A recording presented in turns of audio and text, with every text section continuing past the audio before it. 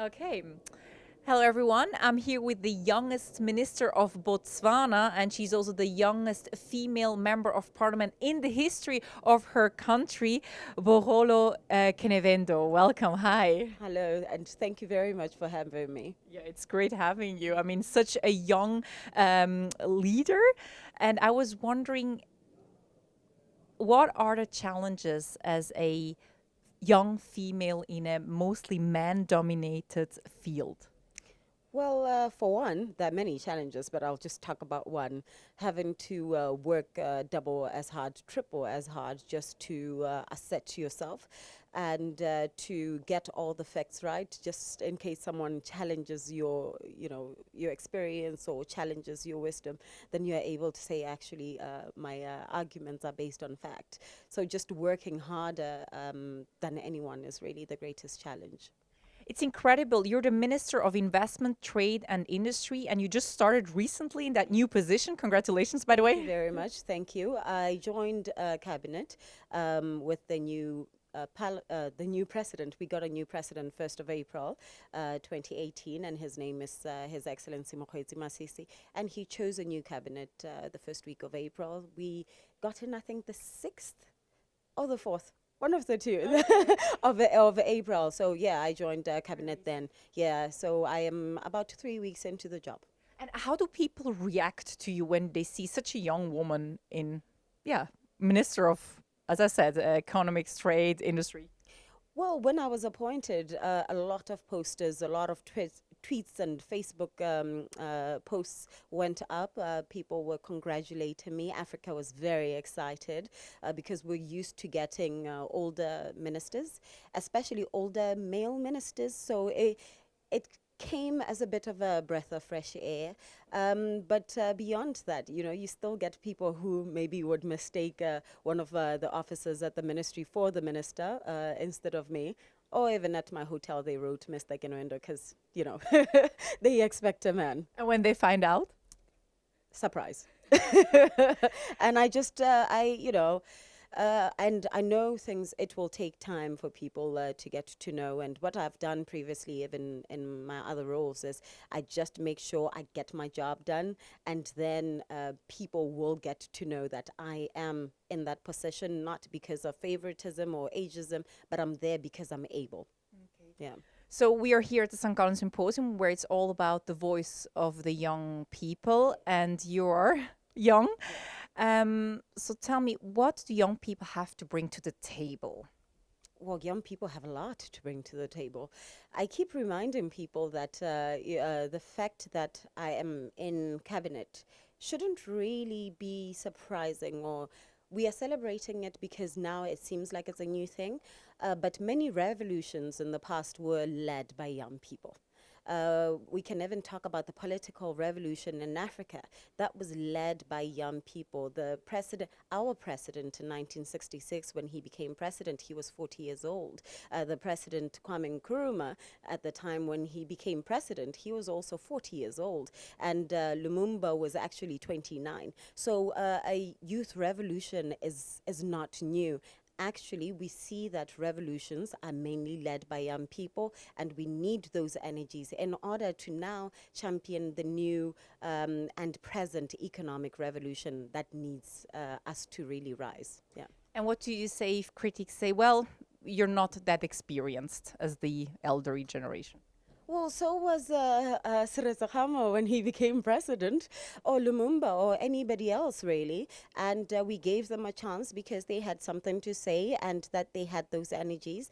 And as long as you're there and you're offering your wisdom and you're sharing with us, then I too can lead. It's not young people leading in a vacuum. It is us starting to take our space and taking our space in leadership forums. And it's not completely kicking everyone out. So arguing that I don't have experience, then we can argue that someone doesn't have the energies. Okay. Yeah. You already got 2 motions passed in your career. One was the protection of children's rights, and the other one was the ease of doing business in Botswana. How do you tackle those issues? How do you achieve your goals? many of the issues that I brought to Parliament, some passed and some were waiting to be heard in Parliament.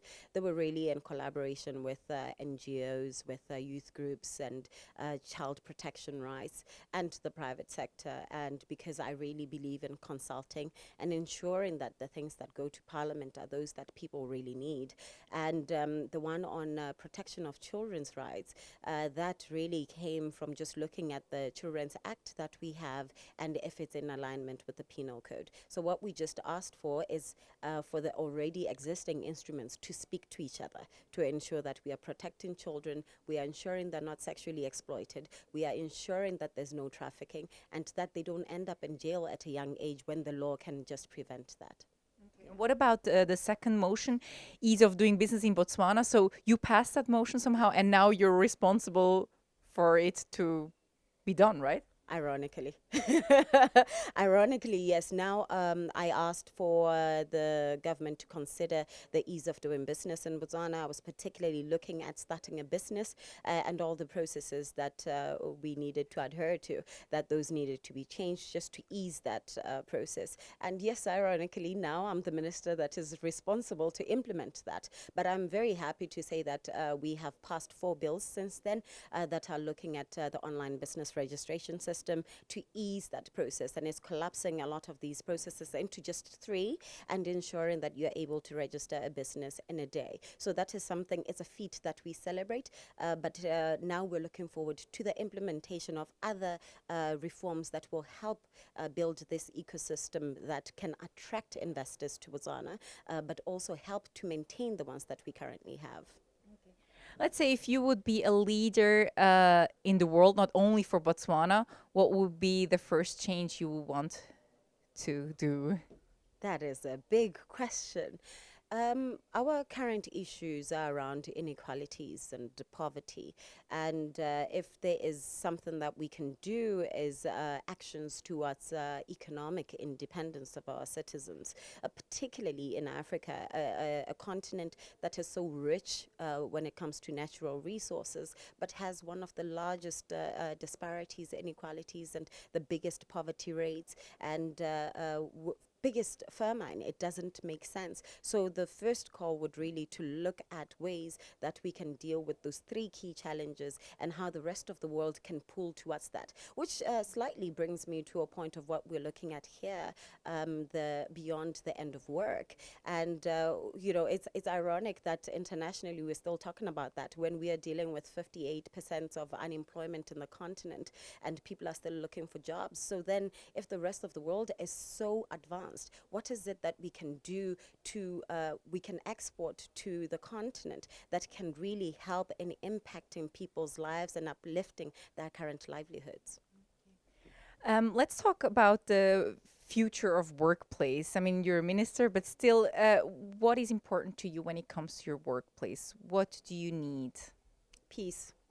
How to achieve that? I need peace in my workplace. Before I joined Parliament and before I went to Ghana, I was working for a consultancy firm, eConsult, and I think I considered that to be one of the best workplaces because it was flexible hours. It was a relationship with the boss that just felt like we were colleagues, and there was no seniority, even though you knew that at the back of your mind. But when you were discussing and debating issues, it was more about content and fact rather than who's more senior, who's more experienced, or any of that. So that open space and open communication is very important.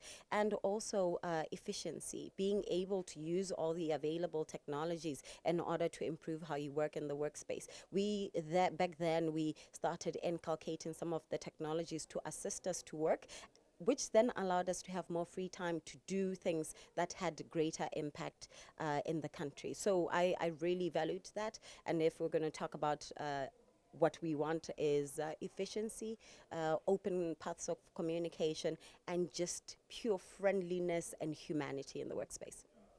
And now you're here in St. Gallen. I don't know if you have been to Switzerland before. Is there something that you can take to your country from here? I have been to Switzerland before, mainly Geneva, and I'm very happy to be on this part of Switzerland. We enjoyed ourselves a lot yesterday. We had a tour of Zurich, and the one thing that really came to me was the industry. So not necessarily manufacturing, but the services industry, because we are at the moment in Botswana looking to diversify the economy. And one of the key points that we keep talking to is expanding the services industry, be the backbone of the financial sector in Africa. So I was very envious, still am, of the finances service here in Switzerland, and wish that some of those investors could make their way to Botswana. Thank you very much, Bogolo, and all the best. Thank you very much and have a good day. Thank you.